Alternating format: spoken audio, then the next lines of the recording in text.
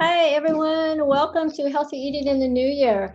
I'm Vicki with Alive Fit and Free, and this is my lovely friend Karolyn with KMP Nutritional Counseling. Hello, everyone. So we're just going to get right into healthy eating, and Carolyn's just going to take it away here, and then we're going to show you some examples of the foods we're talking about at the end. All right.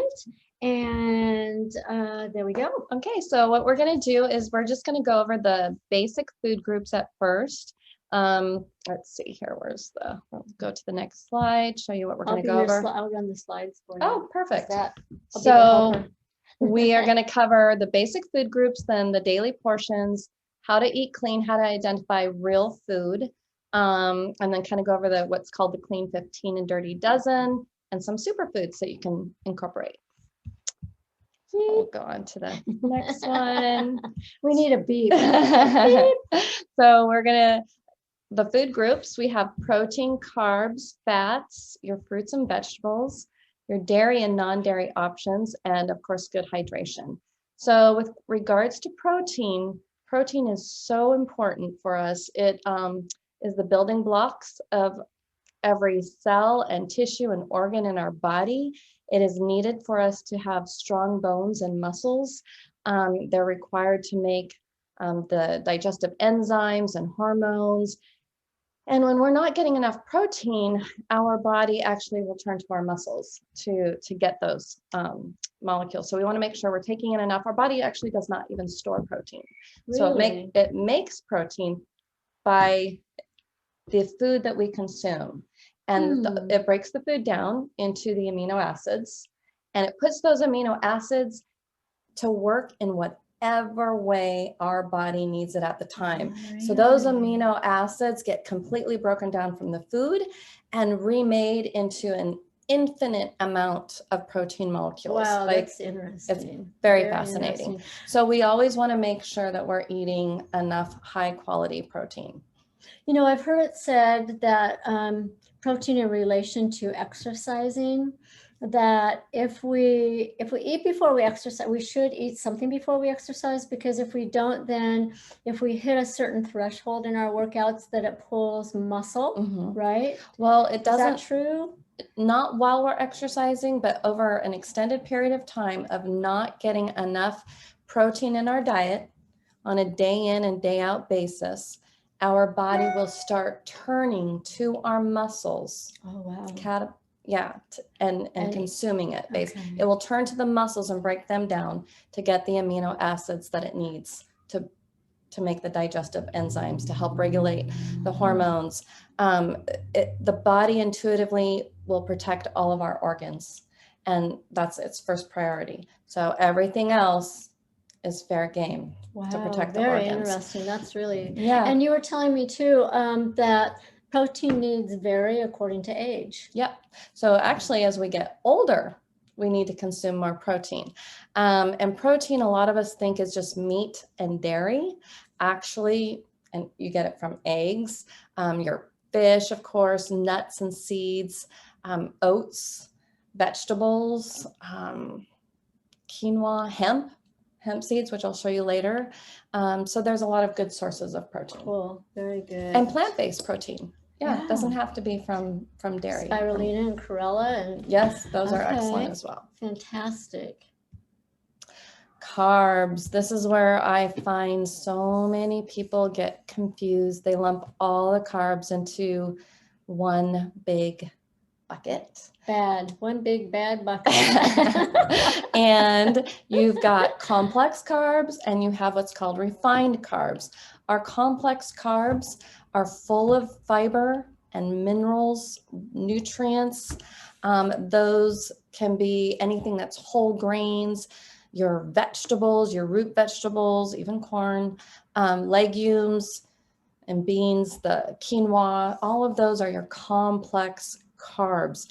And we need those because it provides the fiber that our body needs to actually pull out excess cholesterol. So most people who have high cholesterol are not taking in enough fiber. Really interesting. Yep, they actually have a low fiber intake. That fiber helps your body to pull out that excess cholesterol. And it stabilizes blood sugar. And with refined carbs, they've actually pulled out all of the nutrient. They've taken the shell off, very little fiber. There's no nutrients. It's empty calories. Okay. So your refined carbs are your soda and your pastries, your cookies, and you know, all those goodies, the chips and the soda and all of that ice cream.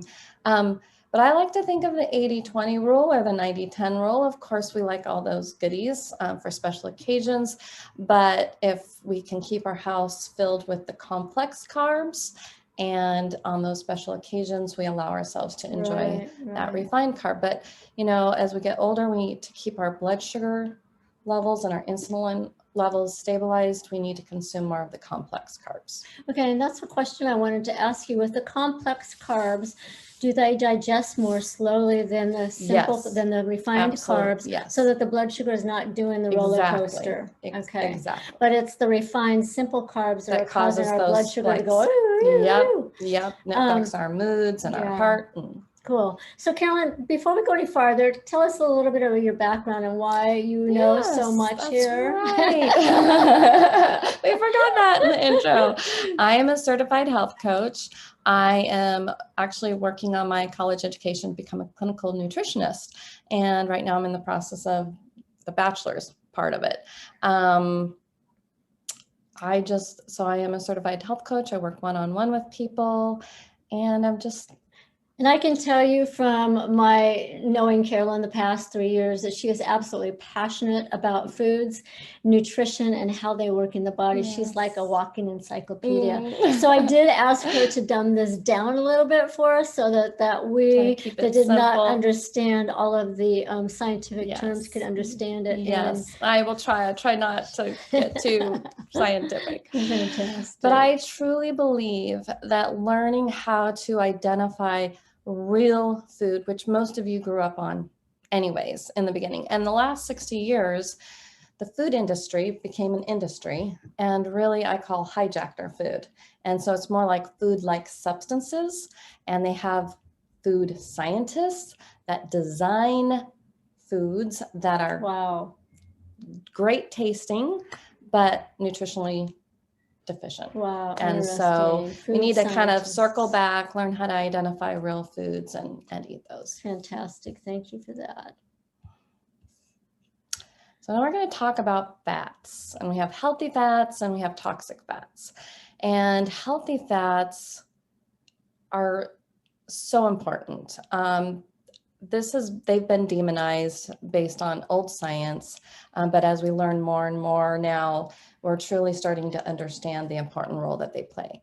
The brain is 60% fat. It needs those healthy fats to function optimally. Our cells need the healthy fats. And I tell people, think of your skin when it gets really dried out and it's not getting moisturized, like whether lotion or just the foods and stuff that you're eating.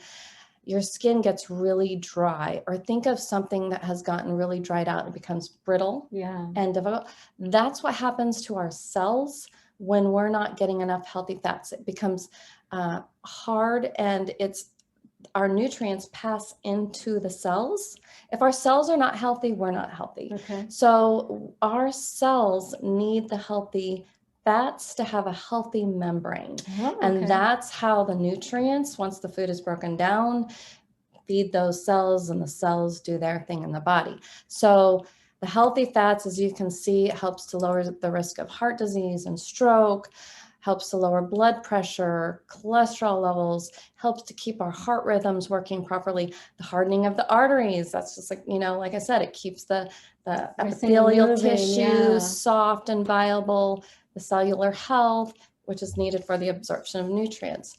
And the sources of healthy fats is, if you just think, going back to nature, avocados, avocado oil, coconut oil, and MCT oil, butter and ghee, the full fat dairy, and sparingly. just because we're saying this, this is a healthier choice, that doesn't mean you're going to go out and eat a stick of butter or a tub of the coconut oil. But like if you're cooking and you want that coconut taste, or MCT oil has no taste and it has a high smoke point. Okay. You can actually cook with MCT All right. oil. So what is MCT oil, Karolyn? MCT oil stands for medium chain triglycerides, and it is a component of coconut oil. And so it's extracted from the coconut oil. And it has been shown to help speed up metabolism, helps the body to burn the bad fat, basically. Okay.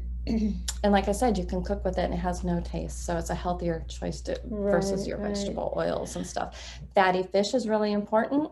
And organic unrefined red palm oil is a great source for beta carotene, vitamin A and all of that. So really good, healthy. Now, I know, we hear so much, there's so many opinions out there and ideas about you should eat non-fat dairy, you should eat full-fat dairy, you should stay away from butter, you should eat vegetable oils and margarine, and we're going to get into that more on the next slide. But talk to us a little bit about butter and full-fat dairy products, because when you first read that, you go, I'm not eating full-fat dairy. It's full of fat and it's going to clog up my arteries and it's going to build extra cholesterol.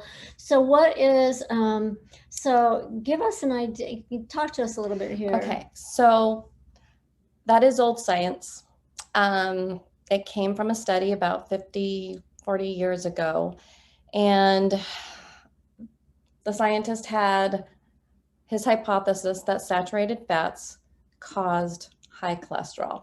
And it's kind of like, the easiest analogy I can give you is when, let's say you're studying fires, and every time you're the person studying fires, and every time you got there, you saw firemen. So you started to assume those firemen, those things, people there must be causing the fire. Well, that's what they thought about saturated fat, that saturated fat were the firemen. And so the scientist did a study and to make his hypothesis fit what he wanted, he removed a lot of the data that showed that wasn't really the case. When you eat too much saturated fat, however, that is not good for you.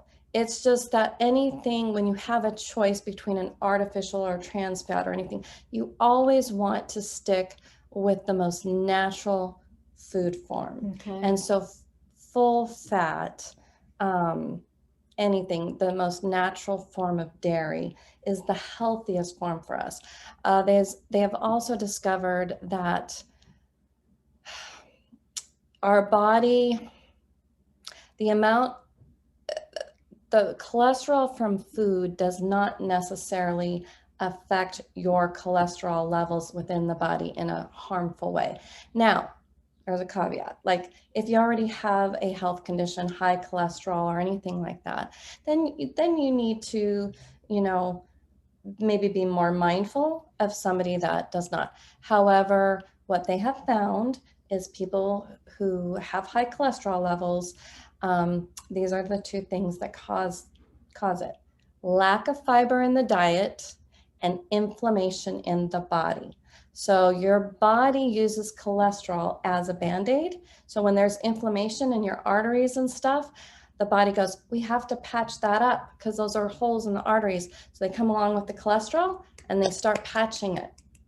And like the firemen put out the fire. So what they discovered is the cholesterol is responding to inflammation in the body. And so until inflammation is addressed, the body keeps patching and patching and patching, and pretty soon your arteries become more and more narrow. Oh, so interesting. Yes. Okay. So that is the current understanding. So full fat, there's, like I said, that's been in there, but the new science is starting to debunk that.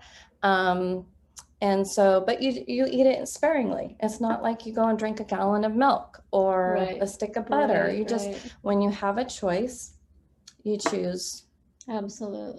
the more natural Right. version.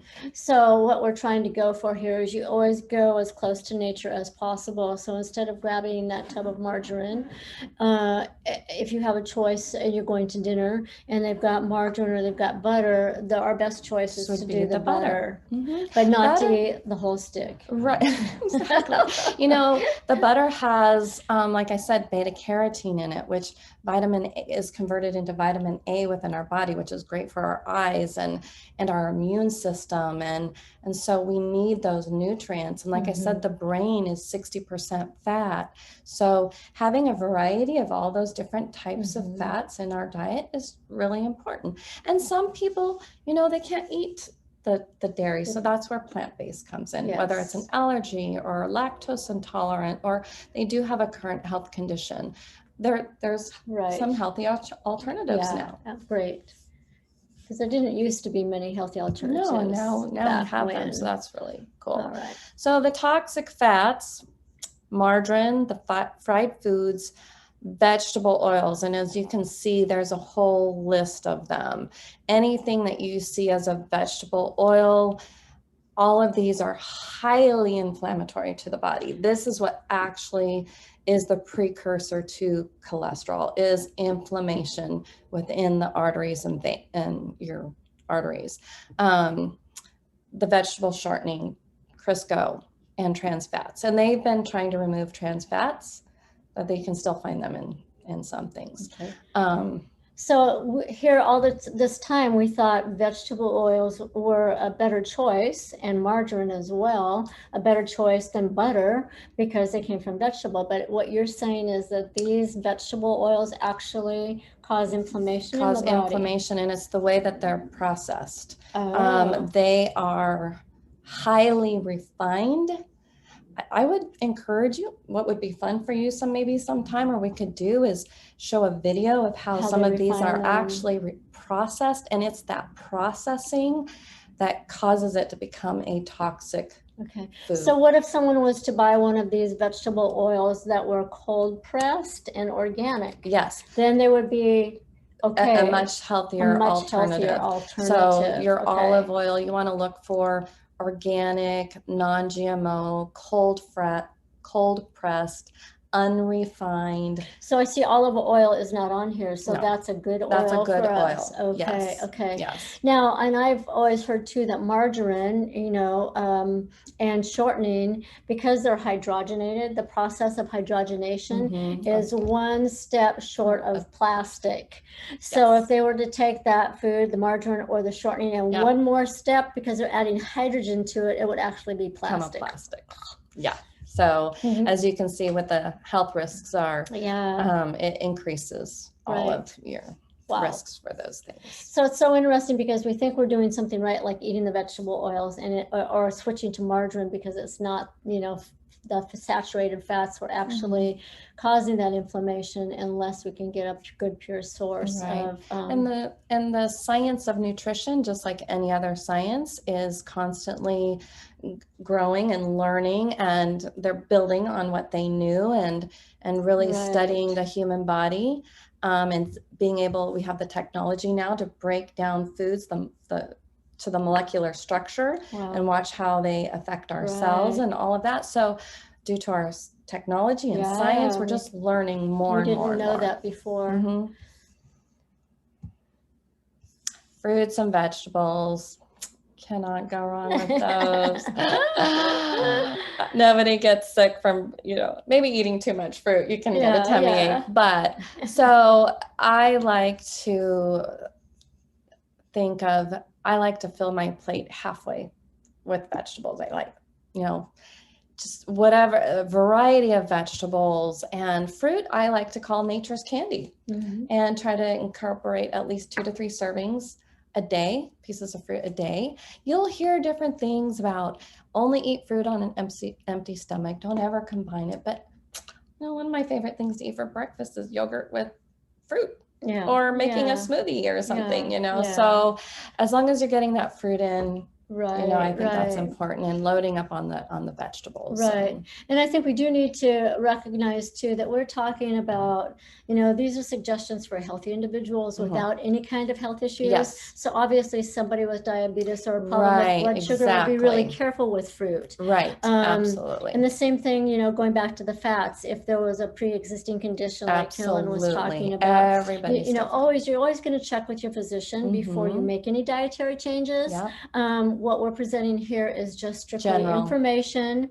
General information, so you know what works best with your body and what you can and can't and certain medications. If you're on medications, hopefully they explained before which foods that you should not and should not, like grapefruit and citrus, blood pressure.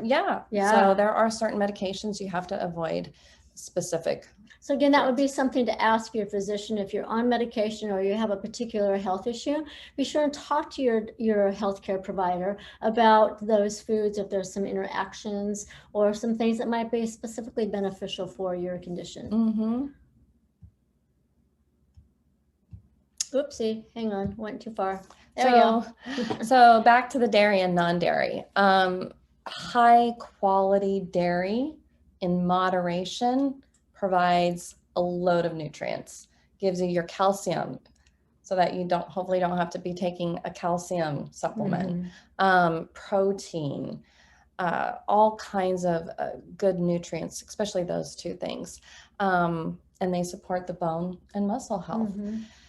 So milk, once again, I believe that is close to the most natural source. So if you can, I watch the sales, but organic and from pasture raised cows is going to give you the healthiest milk. So they're goats, but they have a natural vitamin D. They have the omega fatty acids in there. So those are more nutrients that we need. The hard cheeses. So once again, kefir, a lot of people, kefir. Yogurt, look for, now low-fat yogurt will have a higher source of calcium. So if you need to be making sure that you get more calcium, that's where low-fat yogurt comes into play. Otherwise, if you don't have an issue, I eat, and we're going to show you some examples after this, but organic full-fat yogurt is what I'll choose.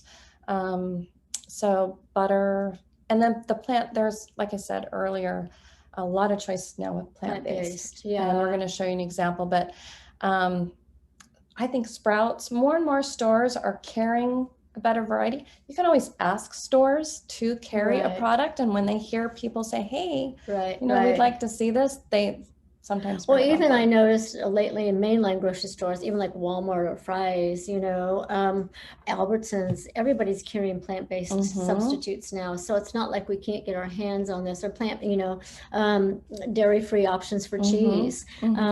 So we have the choices out there if you choose to do plant-based. Yes. And, again, try it out, you guys, and see, how do you feel when you eat plant-based versus animal-based products? If you feel better eating the plant-based substitutes, then that's what your body is craving and needs. But if you're one that feels better when you drink a full-fat milk or a low-fat milk, experiment, but pay attention to what your body is saying. So another nutrient within full-fat dairy is whey protein.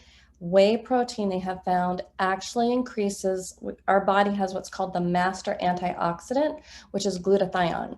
And it is critical for our health and our immune system. So if you want to have a strong immune system, you want your body to be able to make the glutathione. They have glutathione supplements out there, but the body doesn't absorb it. And it's really best if we eat the foods that allow our body to make that glutathione. Whey protein from dairy sources is actually one of the best. Oh, wow. That through scientific and clinical studies, that's been determined. Fantastic. So that if you don't have an issue with full fat dairy, that is another good reason to be consuming it. Oh, great to know.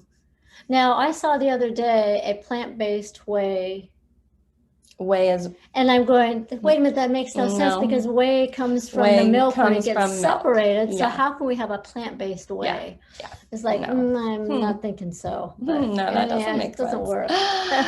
So then I put good hydration in because it is so critical. It is necessary for everything in our body, the functioning of our organs and our eye health and joint health and just our skin, and relieves constipation. I mean, we need to be hydrated, and it is only a 2% dip that starts affecting us. Really? Only 2%. Wow. And usually when we feel thirsty, we're already dehydrated. Dehydrated. I will admit during the winter wet time, I don't drink as much water as I should, just because I get cold easy, but I have drink to, hot. yes, I start drinking more, but the warm liquids make me sip. But it is so, so important. Yeah. But what's interesting is I feel the effects. I feel the fatigue. I can actually feel my stuff get a little anxious. Really? I notice it. That's interesting because aware. how often would we relate those effects of dehydration as actually being dehydration or just not even paying attention? That's so interesting. Yeah, and I actually was working with a client who was having a lot of severe anxiety. And after asking lots of questions, found out that he drank no water. He was extremely dehydrated. So I said, go and drink your water. Let's start there. Wow. And did things change? Yes, yes. So if one is hydrated, so if you're hydrated, how long does it take to rehydrate? So say for instance, somebody has a day where they're out hiking and they forget to drink water and they come home and they go, oh man, my muscles are starting to hurt and I didn't drink any water today. And they feel like they're fatigued and they're dehydrated. How long will it take for them, or how much do they need to drink to That's get that a really good question.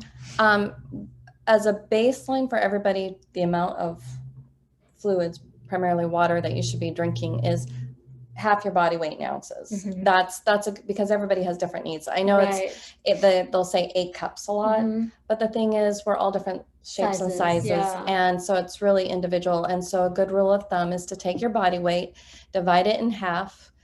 That number in ounces is your baseline. Then depending on the weather, your activity level, then you may have to adjust that. Being hydrated also means that you're getting your electrolytes.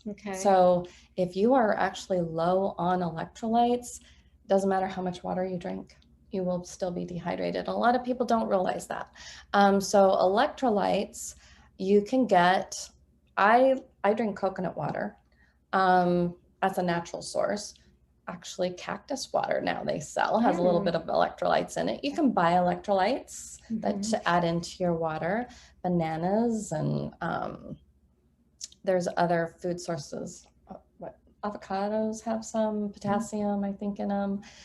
So yeah, you can get your electrolytes that way, but you need to make sure you have electrolytes. But have your body weight in ounces and go from there. And how long it takes to rebuild that up if you're dehydrated, I think it depends on the individual really and how much they're drinking. You do not want to, if you're feeling extremely dehydrated, let's say you're in a situation where you're outside here in Arizona, you're overheated, and you grab a gallon of water and you start just guzzling. Please don't do that. That is actually extremely dangerous. People end up in the hospital and have died because it causes the cells to explode. And it is a very real thing. So that's because the body's lacking in the electrolytes like sodium and stuff. So you don't ever want to guzzle a bunch of water. You just want to be being mindful and drinking and paying attention to your body. And so that rehydrating of yourself might take a little bit of time to do it safely. And so can you explain to us real quickly what electrolytes are? Electrolytes are minerals that allow your body, your nervous system to work appropriately. So you have potassium, magnesium, calcium, sodium. I'm missing a couple other. Selenium. Is that one? No, that's a. No, there's like 5, 7 of them. But Okay, magnesium, I idea. know. Magnesium and potassium and calcium and Are the sodium big are the ones. Okay, biggies. gotcha. And those are the primary ones. Okay. And the potassium and magnesium are the ones that most people are deficient in. Okay. So, Great. All right.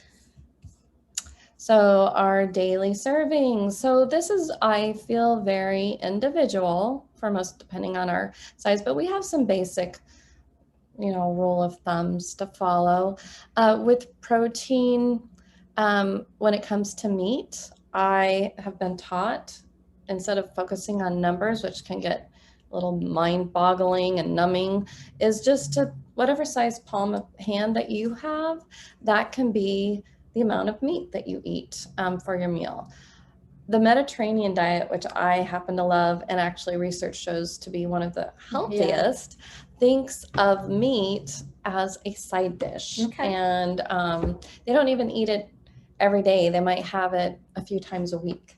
So those are things to keep in mind. And like we talked earlier, there are many different ways to get that protein in your body through adding, if you make chili, adding the beans and all of that, or add some beans to your salad. You know, not everybody can have legumes, so it's a matter of finding out what works for you. Complex carbs, you know, right there, 1 to 4 servings a day. I like to, you know, like your rice or your potatoes or whatever on your plate, you know, you just put a little bit down there. Your breads, look for whole grains. Fruit, a few times a day, three of them or so. Healthy fats, the same. And like we have been talking about, 1 to 2 tablespoons of the butter or what. Right. Just use, like when you're cooking or whatever, you use what you need. And then with nuts and seeds, the palm size on your hand, you know, just get it out, get a little, I have like a little serving dish, and I'll put them in there and I snack on them. Condiment. Yep. And then vegetables, we put 5 to 7 servings. They say the healthiest individuals to reduce your risk of illness is between fruits and vegetables, 7 to 9 servings. But with vegetables, boy, you really can't. You can't go wrong. You can't go wrong. You can't know, eat too many. No, you really can't. Unless they're the starchy ones. Do you think you can in the starchy ones? Like if you load it up on potatoes, the sweet potatoes, and you know, there's a lot of things. There's a lot of different opinions out there, and I happen to be someone that kind of goes along a little bit with what's called intuitive eating, just being mindful, knowing your body, using common sense. When you're eating, does it make sense to just have a plate full of sweet potatoes and nothing else? Yeah, probably not. No, you know, but let's say you have a big portion of your vegetables and you've got sweet potatoes and you go back for a second helping. Those are full of beta carotene and fiber. You know, but once again, like we talked about earlier, if you have a health condition that you have to be mindful about, you have to take those things into consideration. Absolutely. Eating clean, nutrient-dense food. This is where people have kind of, I think, lost their way thanks to marketing and all of that. Food scientists have done a really good job of getting our taste buds to crave those overly sweet and salty foods. But what you want to look for is you want to learn how to read the ingredients versus the nutrition panel. Both are important, but my opinion is look at the ingredients first. Make sure you can pronounce the words. Looks like real food. The less is better. Less ingredients are better. I think it's really, really important to avoid at all costs artificial ingredients, artificial sweeteners, preservatives, added colors, chemicals that they put in there. Anything that's artificial, some of them are considered neurotoxins and excitotoxins, and also disrupt our gut bacteria, increase Artificial sweeteners have been shown now to disrupt our gut bacteria and increase the risk of developing type 2 diabetes. Wow. So that's kind of interesting. And then looking for sustainably and ethically grown and raised. So for instance, when it comes to eggs, if you can afford it, I just watch for sales the best that I can, but pasture raised, cage free, if you know, but trying animals that have been humanely raised in the way that they're supposed to. Right. You know, and then home cooked is always better than packaged or frozen. Yeah, for sure. What to buy organic? This can be very, going organic can be expensive for people on a limited budget. But I have found I started paying attention. If you watch the sales, that can really make a big difference. But they have come out with a list. It comes out every year, what they call the Clean 15 and the Dirty Dozen. And it changes up a little bit every year. So that's why you always want to look at this. But the Clean 15 are foods that you do not need to buy organic. Okay. So it can save you some money there. They're grown with minimal pesticides, or they have thick skin or whatever. They're just not grown with pesticides. The Dirty Dozen are the most highly sprayed fruits and vegetables out there, that even if you clean them, you're not getting rid of it. Okay. Apples never leave the list, and neither do strawberries. So that pesticide in there is through and through. So we're not just talking about pesticides, we're talking about insecticides, herbicides, fungicides.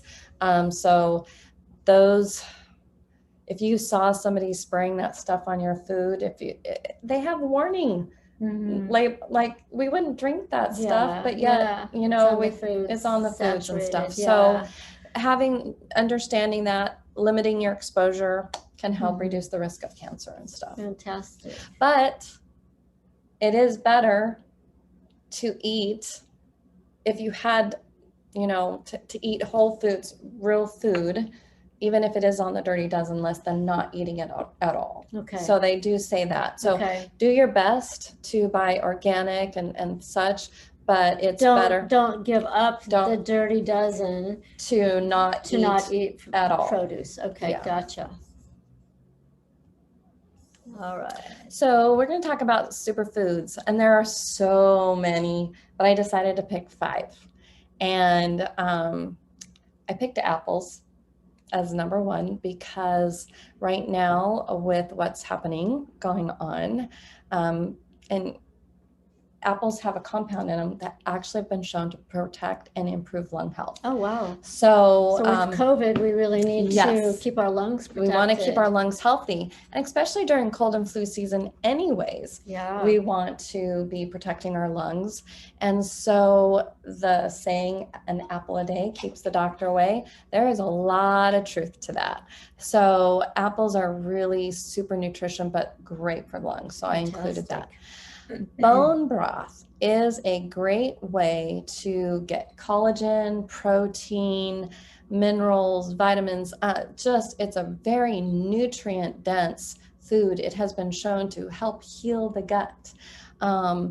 You can, instead of buying just your basic stock, so you can use it in cooking when you make soups, stews, gravies, sauces, gravies. Use that in place of just regular stock, and you'll just get a much more nutrient dense. Plus, we can also make our own bone broth. We can make our own bone broth. Throwing the whole chicken in the pot after we've gotten the meat off of it, or turkey. You know, doing when we do turkey. Yeah, turkey soup, where our grandmas or our moms used to always throw the bones in the pot for and split pea and ham. Yes, you can totally do that. Hemp heart seeds is another way, which I will show you shortly here, how to get extra protein. So like I was saying, you do not need to be eating a lot of meat or dairy. And this is just a small little nutty fiber that I use them so much. I sprinkle it on my yogurt, my oatmeal, salads. If you bake bread, you can actually sprinkle it on the top of the bread.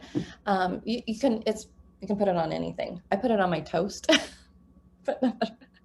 So Peanut it butter is and a hemp seeds really on top. great way to get healthy fats, Oh, cool. fiber, and Nice. protein into your diet. Mushrooms. Mushrooms are one of the most studied plants, not really a plant, but a fungi, however you want to pronounce it, on the planet. And they are finding they are loaded with these compounds that boost our immune system and improve cognitive functioning. And some of them improve energy levels, but the immune system and the cognitive, so brain health. Yeah. And right now we all should be doing everything we can to have a strong immune system, because that's key.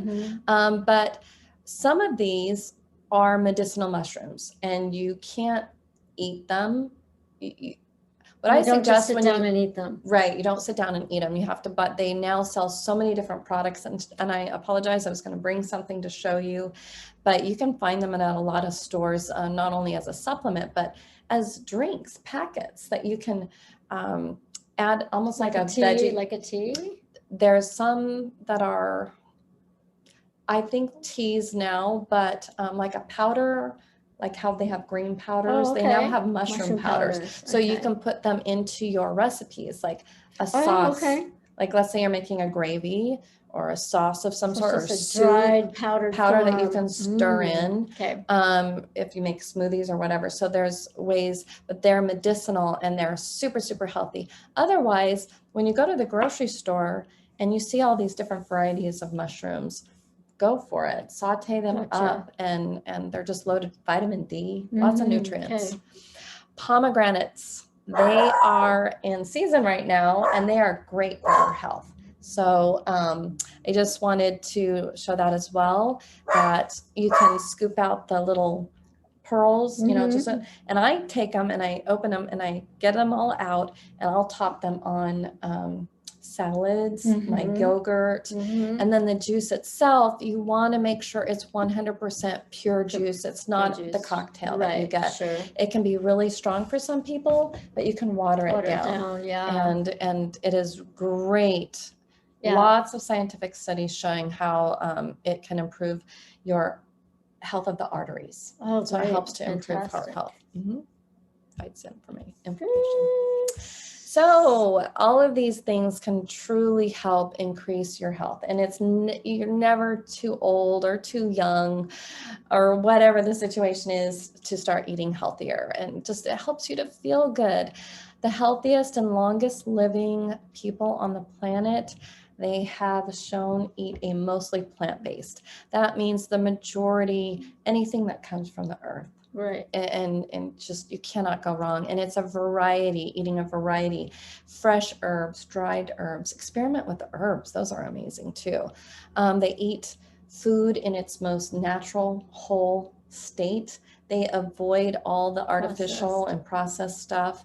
And meat is treated as a side. It's not a main dish. And we were indoctrinated into that. Like they got us to think that we had to have meat not only every day, but for every meal. And, you know, also to share your meals with loved ones and friends. It's the process, you know. Of course you can have that cake or that piece of candy. Like I said, it's the 80-20 rule, or the 90-10 rule, and just enjoying life.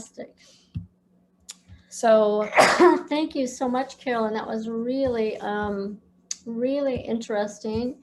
And you had so much to share. I'm loving it. So we learned a lot here. And we're going to show you, I wanted to show you a couple. So with the dairy, like if you don't want to do a regular stick of butter, this brand, they now have come out with plant-based. This is not margarine. So this is a plant-based buttery spread. And there are several different brands, but you have to read the label. But look, it looks like butter, or it looks like a stick of margarine that we had back in the, you know, whenever we had margarine. But it is a good choice because it is all plant-based. Yes, so it's a much healthier alternative to margarine. Also, as we get older, we need that extra protein, and it's not always convenient to be making our own protein drink. So you can find, I personally like Orgain. I like the flavor, but there's a lot of different ones out there.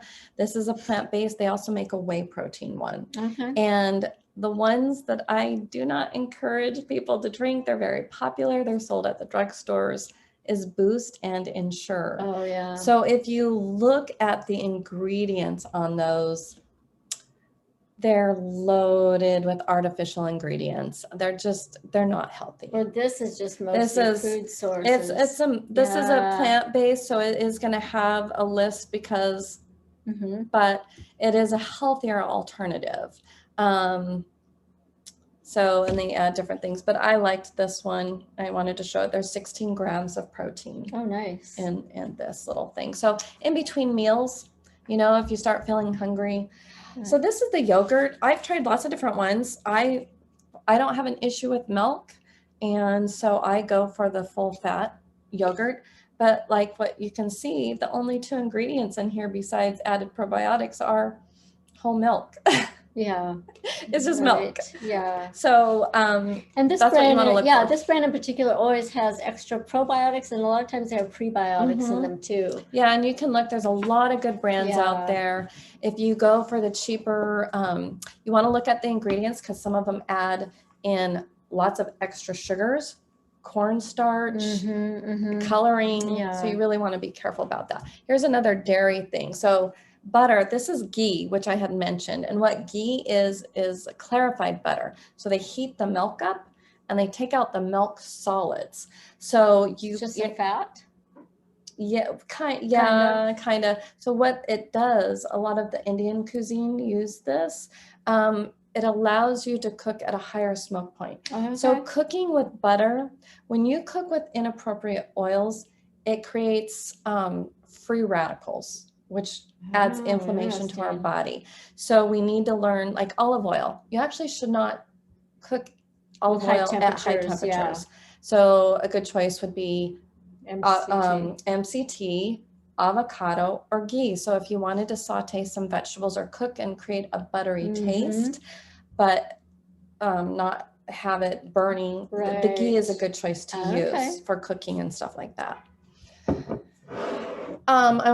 So here's some whole grains. So I was talking about the hemp hearts. This is amazing. I love this stuff.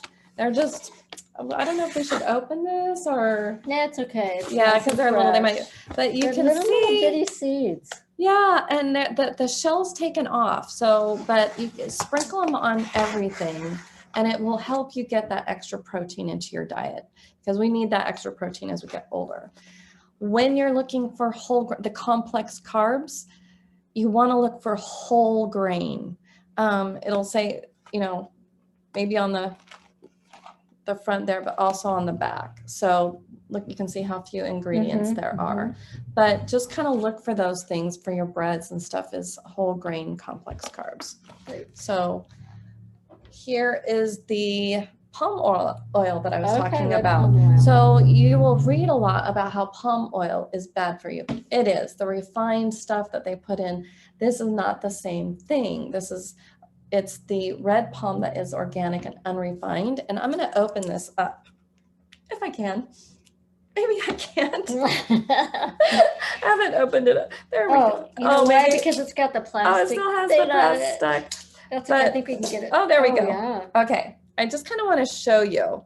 So it's a great source of beta carotene and you can use this like a teaspoon or so and put it into sauces and gravies and soups. So it's adding some nutrients into your, just making your food a little bit more nutrient dense. That's how I use that. Here's another, if you look at for cold cereal, look for whole grain. That's what you want to do. It says on the ingredients, whole grain right off the bat. Almost all grocery stores now have their cold cereal sections divided into 2 sections. And you've got the healthier choices and you have the one like Trix and Captain Crunch and all of the ones that, but they now have a whole section of healthier alternatives. So just wonderful. And the prices are basically the same, I've noticed, even cheaper. So it's just taking that time. Very good. Showing you the difference between This is pancake syrup, which is nothing but, let's see, it says high fructose corn syrup, And maple flavoring. artificial flavor, caramel color, corn syrup. So Wow. this Mrs. like, Butterworth is it's not just like, what no, she says causes she is. a lot of inflammation. It tastes really good to people, but it just causes But once a lot you of, switch to the real maple syrup, you will never visit Miss Butterworth again. and it might take you a little bit of time, but you can sweeten things like your yogurt. The thing about maple syrup is it is actually nutrient dense. It's a great source of your minerals, yes. B vitamins. So let's say you start buying that plain yogurt and you can add a little bit of maple syrup to sweeten it, put it in your tea or whatever. It's just, and you don't need nearly as much of the real maple syrup as you do Mrs. Butterworth. Yeah, no, it's very little. Salad dressings, your mainstream salad dressings are like first ingredient, sugar. So you want to learn to read ingredients. I know you can't see it on here, but if you can get into the habit and just start looking at ingredients, that's the number one key to switching over. And here, one last thing is peanut butter. Even Jif, which used to be not a good one, they came out with their healthier alternative. So more and more, there's so many choices now, and it's just peanuts. There is sugar in here and palm oil, but that's a step in the right direction. Because normal regular peanut butter, as we know it, is just hydrogenated fat with peanut flavoring and a little bit of peanuts in it. And often when you're changing, there's a step. You know, this would be the next best thing. And then maybe eventually you get to nothing but peanuts, you know, maybe you won't. But when I started changing the way that we ate, I just did a few items at a time. And I started with condiments, where I didn't think our family would really notice the change, but started with ketchup and mustard. And they couldn't tell the taste difference, but you know, you gradually they just regular whole foods as the ingredients. So fantastic. Karolyn, thank you so much for joining us today. That was really interesting and very, man, I learned a lot. I hope you guys did too. I hope you did too. We will have Karolyn back again. I think we need to do a label reading class and learn a little bit more about some supplements and such. Yeah, we can do a lot of different classes. Yeah, Karolyn, thank you so much. It was fun. Thank you. See you guys later. Bye. Nice to meet you.